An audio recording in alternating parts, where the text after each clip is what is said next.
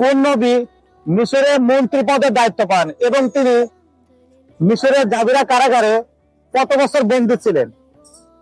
ভাই উত্তরটি জানা আছে নাকি আমি তিনটা অপশন দিব? জি, তিনটা অপশন দেন। ভাই, 1 নম্বর হযরত ইউসুফ আলাইহিস সালাম নবী, 2 নম্বর হযরত মুসা আলাইহিস সালাম নবী, নাকি 3 নম্বর হযরত ঈসা আলাইহিস সালাম নবী? হযরত ইউসুফ আলাইহিস সালাম ছিল হচ্ছে আপনার, উনি মন্ত্রী পদে ছিল মিশরের। আর জাজিরা কারাগারে ছিল 7 বছর তিনি বন্দী ছিলেন। আলহামদুলিল্লাহ, আপনার উত্তরটি সঠিক হয়েছে।